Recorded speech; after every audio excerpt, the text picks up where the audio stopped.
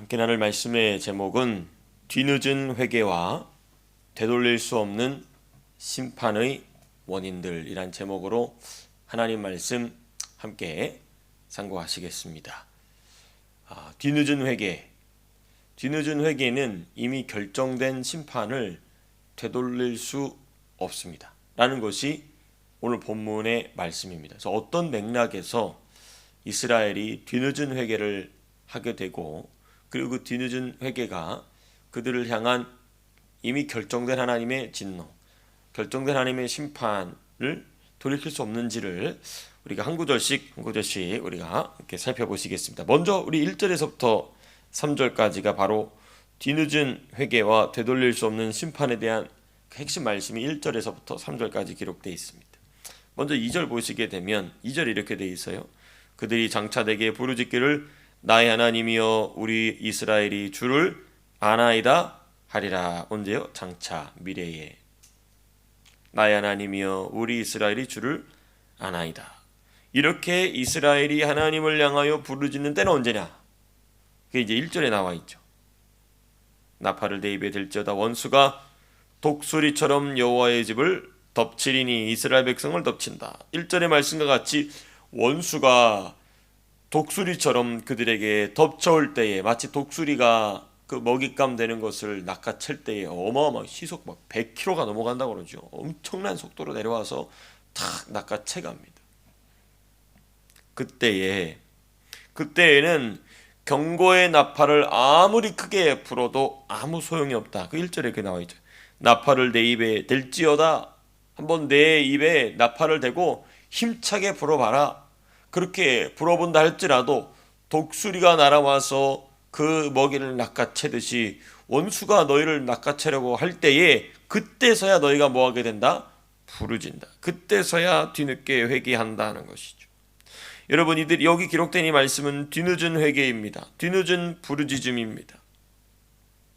이때는 경고의 나팔 소리를 아무리 크게 불어도 소용없는 상황, 곧 하나님이 그토록 오랜 세월 동안 많은 기회들을 기만하고, 하나님 주신 많은 기회들, 하나님이 정말 진짜 대단한 선지자들 보내주셨잖아요. 그렇죠? 쉴 새 없이 선지자들을 하나님이 성실하게, 정말 하나님 신실한 분이시잖아요. 그렇죠? 하나님 그렇게 신실하게 이스라엘 백성에게 선지자들을 보내주셨잖아요. 근데 이스라엘 백성은 그것을 무시하고 기만하고 조롱했죠. 오랜 세월 동안 그랬어요. 그 3절 그래서 이렇게 말씀하는 것입니다. 이스라엘이 이미 무엇을 버렸으니? 선을 버렸으니. 바꿔 말하면 이렇게 얘기할 수 있겠죠. 이스라엘이 이미 기회를 버렸으니 라고도 우리가 얼마든지 이해할 수 있습니다. 하나님 주신 기회를 버렸다는 것입니다. 여러분, 이와 같이 하나님이 무작정 기다려주시는 분이 아니라는 사실을 우리는 항상 기억해야 합니다. 무작정 기다려주시는 것이 아니라는 거예요. 어느 때가 지나면 아무리 회개하고 아무리 돌아오겠다라고 하나님 앞에 말할지라도 그 사람이 받아야 할 죄의 값, 곧 하나님의 징계는 피할 수 없다는 것이죠. 예를 들면 이런 것이죠. 출애굽했잖아요. 그렇죠? 출애굽하고 나서 가나안에 정탐꾼을 보냈습니다. 가나안에 정탐꾼을 보내고 나서 돌아오니까 뭐라고 해요? 야, 하나님 우리 죽이려 저기 보낸다. 모세가 우리를 죽이려 저기 보낸다. 그 불만불평을 쏟아냈죠. 그러니까 하나님께서 뭐라고 하십니까? 40년 동안 광야를 돌리라. 그때 뭐합니까? 그제서야 부르짖고 가서 그냥 해보겠습니다. 그랬다가 그냥 왕창 실패하죠. 똑같습니다. 여러분, 이것이 가장 자명하게 나타나는 때가 언제일까요? 이미 뒤늦은 회개, 그래서 더 이상 막을 수 없는 하나님의 심판, 이게 가장 분명하게 나타난 때가 언제일까요? 바로 예수님의 재림 때입니다. 예수님의 재림 때 이게 가장 자명하게 나타나요. 예수님의 재림 때 이게 가장 분명하게 나타납니다. 여러분, 그래서 저와 여러분들 여기 다, 저도 포함되는 겁니다. 그래서 될 수 있는 한 회개를 깊이 해야 됩니다. 될 수 있는 한 회개를 많이 회개해야 돼요. 많이 하나님 앞에 죄의 문제를 해결해야 돼요. 그거 끌어안고 가다가는 후회가 남습니다. 후회. 그때 그렇게 해도 후회가 남는 게 우리 인생이거든요. 그렇기 때문에 항상 저와 여러분들, 예수 믿는 저와 여러분들, 바르게 예수 믿기 위해서 몸부림치고 있는 저와 여러분들은 항상 이 부분을 가지고 씨름해야 될 줄로 믿습니다. 그러니까 악한 자들만 후회하는 게 아니에요. 하나님을 온전히 섬기기 위해서 애쓴 사람들도 후회할 때가 있다는 것이죠. 그때 내가 그렇게 하지 말걸. 그때 말씀이 그랬는데 목사님 그때 얘기해 줄 때 그렇게 할걸. 괜히 막 쓰잘데기 없는 소리하고 쓰잘데기 없는 생각하고 쓰잘데기 없는 짓 했다가 이거 후회가 되네. 그러면 안 되잖아요. 그걸 하나라도 줄여줘. 하나라도 줄여. 그렇습니다. 그래서 저와 여러분들은 하나님이 주신 때를 100%, 200% 선용하는 지혜로운 자들 될 줄로 믿습니다. 너무너무 중요한 것이죠. 자, 그리고 나서 이제 우리가 4절과 6절로 넘어가 보시게 되면 정통성 없는 왕들과 송아지 우상에 대한 말씀이 나옵니다.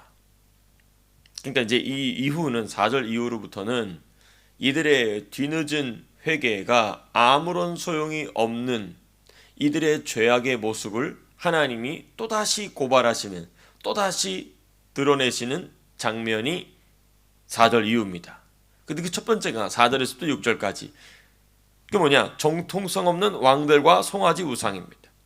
먼저 4절, 5절 보시게 되면 북이스라엘의 죄악 중에 중대한 비중을 차지하는 것은 정통성이 없는 왕들이다. 정통성이 없는 지도자들의 등장이다. 하나님 말씀하시죠. 4절 보시면 이렇게 돼 있죠.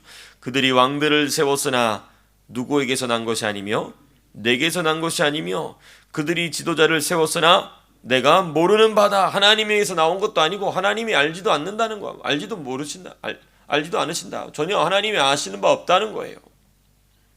그 말이 무슨 말이겠습니까? 하나님이 세우시지도 않았고 하나님과는 상관없는 왕들을 자신들의 지도자로 삼은 북이스라엘의 역사는 그 출발 자체가 잘못됐다는 것입니다. 이게 문제. 출발 자체가 잘못됐다는 거예요. 그래서 우리나라 말이 그래. 첫 단추를 잘못 깨면, 그렇죠? 참 지혜로운 표현인 것 같지 않습니까? 첫 단추를 잘못 깼다. 여러분, 하나님이 세우시지 않은, 하나님과는 상관없는 왕은 자신들의 지도자로 삼은 북이스라엘의 역사는 그 출발 자체가 잘못된 거. 왜 그렇습니까? 한 민족, 한 나라가 자신들의 지도자를 어떠한 사람으로 선택하느냐, 또는 어떤 사람을 자신들의 지도자로 인정하느냐는 하나님을 어떠한 자세로 그 공동체가 대하고 있느냐를 반영하기 때문에 그렇습니다.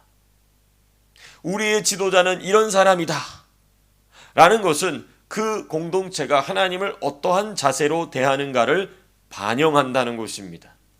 우리의 지도자 따로, 하나님 섬기는 것 따로가 아니라는 거예요. 그게 하나로 이어진다는 것입니다. 하나라는 것입니다. 예를 들면 성경에 자세하게 나와 있죠. 예를 들면 모세를 지도자로 인정하는 자들은 그들이 하나님을 어떻게 대하고 있는가를 알 수 있어요. 그렇죠. 우리가 출애굽 과정에서 보면은 모세를 어떻게 대하는가, 모세를 그들의 지도자로 여긴 자들은 하나님을 어떻게 대하는가 너무 자명하게 나오죠. 예를 들면 그 반면에 고라 우리 기억하시죠? 고라를 지도자로 대하고 지도자로 인정하는 자들은 그들이 하나님을 어떻게 대하고 있는가를 역시 알 수 있습니다. 너무 분명하지 않습니까? 모세를 그들의 지도자로 인정하는 자, 아니면 모세에게 저항했던 고라를 지도자로 인정했던 자, 너무나 이 두 부류의 사람의 신앙관이 차이가 난다는 것을 볼 수 있습니다. 그러니까 지도자를 누구로 세우느냐는 그 공동체가 하나님을 어떻게 대하고 있느냐를 반영한다 하는 것입니다. 그럼 이제 우리 대한민국 생각해 보십시다. 우리가 이재명을 대통령으로 만들었어요. 우리 정치인들 이름 막 그냥 거침없이 얘기합니다. 이재명을 대통령으로 세웠다. 그게 뭡니까? 우리 지금 대한민국이 하나님을 대하는 태도가 어떠하냐가 지금 드러난 거예요. 미치고 환장하겠죠. 답답해. 감자를 그냥 삶은 감자를 그냥 몇 개를 먹고 물을 안 마신 것 같아요. 그냥 그렇습니다. 요즘 이제 좀 달관의 상태가 되지 않습니까? 뭐 며칠이나 됐다고 야 이제는 한번 갈 때까지 가보자 이거예요. 그래 한번 이제는 이 온라인 쇼핑몰도 못하게 한다는 거 아닙니까? 주말에는 대형 마트를 맡게 하고 이제는 전통시장으로 가서 사라는 거예요. 거기 사람들이 전통시장 안 가고 온라인 마켓으로 가니까 온라인 마켓을 또 주말에는 못하게 한다는 겁니다. 공산주의죠. 그럴 줄 몰랐냐? 멍충이더라. 그렇습니다. 여러분, 그것은 바로 우리 대한민국이 하나님을 지금 어떻게 대하고 있는가를 하나님이 보여주고 계신 것입니다. 너희가 나를 어떻게 대하고 있어? 라는 것을 악한 지도자를 통하여서 우리에게 보여주고 계신 것이죠. 그런데 이걸 아는 우리들은 너무 괴롭죠. 모르는 자들은 이재명 님이 대통령 돼서 너무 행복하다고 그냥 목을 콱 다 졸라버리고 싶죠. 그렇습니다. 여러분 4절 6절 넘어가면 상황은 더 심각해집니다. 정통성 없는 왕을 지도자로 인정한 북이스라엘의 송아지 우상. 여러분 송아지를 우상으로 만들어 섬기는 일은 애굽을 탈출하던 고대 시대로부터 내려오던 오래된 죄악입니다. 그런데 이 송아지에 대한 내용이 5절에 나옵니다. 먼저 4절은 잠깐 힌트가 나오죠. 4절 마지막에 또 그 은금으로 자기를 위하여 우상을 만들었나니, 은금으로 자기를 위하여 우상을 만든 그 첫 시작점이, 이스라엘 백성의 첫 시작점이 어디입니까? 출애굽이에요. 출애굽. 기가 막히지 않습니까? 그리고 5절 사마리아여 내 송아지는 버려졌느니라. 또 6절 이것은 이스라엘이 나고 장인이 이스라엘에게서 나고 장인이 만든 것이라 참신이 아니니 사마리아의 송아지가 산산조각이 나리라. 지금 송아지에 대한 말씀, 송아지 우상에 대한 말씀이 반복되어서 나오고 있습니다. 이게 왜 그럴까요? 여러분 그때도 그랬지만은 시내산에서 내려오지 않은 모세를 뭐라고 생각했습니까? 죽었다라고 생각했어요. 그리고 정통성이 없는 지도자를 그들 스스로 세워서 행한 첫 번째 일이 무엇이었습니까? 송아지 우상 숭배였습니다.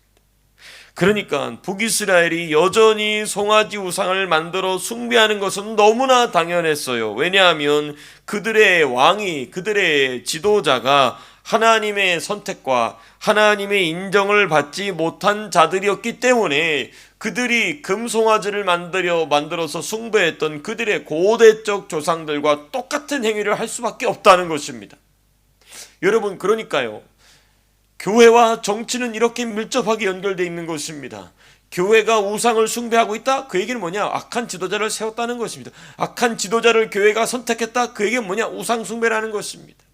독일 교회가 타락을 해서 히틀러를 자신들의 지도자 영도자로 받아들입니다. 바보 같은 짓이었죠. 자기들 눈에는 히틀러가 공산주의자들을 전부 몰아낼 줄로 알았어요. 교회가 그것을 가르치지 않고 선지자적인 역할을 하지 않고 우상을 맞이한 것입니다. 히틀러라는 우상을 맞이한 것이죠. 어떻게 됐습니까? 그것은 우리 역사가 너무 잘 보여주고 있죠. 그렇습니다. 여러분 이와 같이 규모와는 상관없이 하나님이 인정하시지 않는 지도자가 그 공동체의 권위자로 서 있게 되면 하나님을 대체하는 그 무엇인가가 그 공동체의 숭배의 대상이 된다는 것은 지금도 자명한 영적 원리다는 것입니다. 그렇습니다. 왜냐하면 사람은요, 본질적으로 본능적으로 지도자에게 자신을 투영시킵니다. 왜냐하면 우리가 하나님과의 관계가 그렇거든요. 우리의 참된 왕 되신 하나님께 우리를 투영하는 것입니다. 그게 하나님과 아담과 하와가 타락 이전의 모습이거든요. 그런데 그 자리에 하나님이 없고 다른 누군가가 들어오는 것입니다. 그리고 그 다른 누군가에게 자기의 모습을 투영시키는 것입니다. 저 사람이 꼭 나인 것처럼. 그렇습니다. 그러니까 국민의 절반이 이재명이 나라고 생각하고 있는 것입니다. 돌아도 그냥 보통 돈 게 아니죠. 완전 돌아버린 것입니다. 그렇습니다. 자, 그 다음에 이제 우리가 7절에서 10절로 넘어가 보시게 되면 이런 말씀이 있습니다. 바람을 심었다. 그리고 광풍을 거두었다. 이런 표현이 있어요. 7절 보면 그런 말씀이 있죠. 그렇죠? 7절 보시게 되면 그들이 바람을 심고 광풍을 거둘 것이라. 이것도 역시 이스라엘의 뒤늦은 회개가 아무런 의미가 없다, 아무런 의미가 없을 수밖에 없는 이유를 하나님이 폭로하시는 것입니다. 7절에 기록된 바람을 심는다는 말씀의 의미는 무엇일까요? 무엇을 심었기에 그것을 바람이라고 하나님은 말씀하셨을까요? 바람 휙 지나가는 거잖아요. 바람을 땅에 심을 수 있습니까? 아무도 할 수 없죠. 그러니까 그 허망한 짓을, 그 허망한 일이 뭐였냐는 것입니다. 그게 바로 9절에 나와 있습니다. 9절 마지막에 이런 표현이 있어요. 에브라임이 값주고 사랑하는 자들을 얻었도다. 지금 이 9절이 고상하게 번역이 되어 있지만 원래 직역하면 이런 의미가 있는 것입니다. 이 말씀은 북이스라엘이 많은 남자들, 곧 많은 이방 민족들에게 돈을 받은 것도 아니고 돈을 주고 자신의 몸을 팔아 순교를 넘겨줬다는 것입니다. 그러니까 우리가 보통 성경에 기록되어 있는 또는 일반 세상적으로 창녀들은 어떻게 합니까? 돈을 받고 자기의 성을 팔죠. 그렇죠? 근데 이스라엘은 얼마나 미련하고 멍청하고 정조관념이 없는지 돈을 주고 많은 외간 남자, 다른 남자들에게 자기의 성을 줬다는 것입니다. 그러니까 이방 남자들은 야, 이거 웬 떡이냐? 그렇게 했다는 것입니다. 지금 이스라엘 백성이. 그렇습니다. 10절에도 동일한 말씀이 있어요. 10절 그렇게 되어 있죠. 그들이 여러 나라에게 무엇을 주었을지라도, 값을 주었을지라도, 무엇을 위해? 자신의 성적인 만족을 위해. 미쳐도 단단히 미쳤다는 것이죠. 도대체 이게 무엇을 비유하고 있는 말씀일까? 이스라엘이 돈을 주고 자신의 성을 팔았다. 이게 도대체 무슨 말씀일까? 뭐에 대한 말씀일까? 우리가 열왕기상하를 공부를 충분히 했기 때문에 이해가 되는 게, 이게 뭐냐면 이게 북이스라엘이 강력한 이방 나라들에게 조공을 바쳐요. 조공. 우리 침공하지 말아달라. 아니면 좀 강한 나라가 쳐들어왔으니 너가 와서 좀 막아달라. 하나님은 이거를 그렇게 보셨다는 거예요. 마치 어떤 한 여성이 돈을 주고 자기의 성을 다른 남자들에게 파는 거예요. 돈을 받는 것도 아니고 돈을 주고 그렇게 했다는 것입니다. 그러니까 하나님은 굉장히 자존심이 상하신 거죠. 그렇죠? 아니, 하나님을 의지하지도 않고 돈을 줘가면서 다른 민족을 의지하는 것을 하나님께서는 그렇게 보셨다는 것입니다. 마치 자기의 그 끓어오르는 성적인 욕망을 주체하지 못해서 이 남자 저 남자에게 찾아가서 돈을 주면서까지 자기의 성적인 욕망을 채우고자 하는 여성의 모습으로 북이스라엘을 묘사하셨다는 것입니다. 그러니까 이런 것이죠. 하나님은 자기 백성이 하나님을 의지하지 않고 자기가 보기에 하나님보다 자신을 더 잘 도와줄 것 같은 대상에게 의지하는 것을 마치 여성이 자신의 순교를 값을 받는 것도 아니고 값을 주겨 넘겨주는 것과 동일하게 여기셨다는 것입니다. 여러분, 똑같습니다. 저와 여러분들의 인생 속에서 하나님 의지하지 않고 자꾸 따르는 거 의지하면 똑같은 거예요. 똑같은 것입니다. 저와 여러분들은 이러나 저러나 어쨌든 저쨌든 하나님만 의지하는 신실한 예수님의 신부가 될 줄로 믿습니다. 예. 그게 바람을 심었다 하는 것입니다. 그랬더니 광풍을 결실로 얻었다. 그게 이제 10절에 그 광풍으로 결실 얻었다는 말씀이 10절에 나옵니다. 10절 마지막에 그들의 지도자의 임금이 지워준 짐으로 말미암아 쇠하기 시작하리라. 이게 무엇입니까? 여기서 지도자의 임금은 북이스라엘이 조공을 바쳤던 대상 국가의 왕 또는 황제, 강대국의 왕, 강대국의 황제가 이스라엘에게 조공을 받았으면 야, 그래, 그럼 내가 너를 예뻐해 줄게 해야 되잖아요. 근데 그게 아니고 그 왕들이, 그 황제들이 오히려 이스라엘 백성을 짓 이겨버렸다는 것입니다. 그게 광풍을 결실로 얻었다는 말씀의 의미입니다. 그렇습니다. 그 다음에 한 가지가 더 있는데 시간이 벌써 6시가 넘었기 때문에 여기서 일단 마무리하도록 하겠습니다. 여러분, 뒤늦은 회개 그리고 되돌릴 수 없는 심판의 원인들은 너무나 자명했습니다. 우리 개인뿐만 아니라 우리 사랑하는 조국 대한민국을 위하여서도 이 말씀 붙잡고 기도해야 될 줄로 믿습니다. 제가 호세아서 되도록이면 새벽 설교 때는 구체적으로 우리 성도님들의 삶에 적용하기 위한 말씀을 준비하기 위해 애를 쓰는데요. 호세아서는 그보다도 우리 대한민국에 처한 상황이 워낙에 심각하다 보니까 나라를 위한 기도 제목이 더 많이 나오게 됩니다. 그래서 우리가 이 말씀과 같이 대한민국이 뒤늦은 회개, 되돌릴 수 없는 심판의 길로 가는 것이 아니라 회개할 수 있을 때, 하나님께서 심판을 되돌리실 수 있을 때 그때를 놓치지 않는 나라와 민족 되게 하여 주시옵소서라고 우리가 이 말씀 붙잡고 기도해야 될 줄로 믿습니다. 오늘 한 날의 삶도 그렇게 하나님 기뻐하시는 중보자의 삶이 되시기를 주님의 이름으로 축복합니다. 기도하고 마치겠습니다.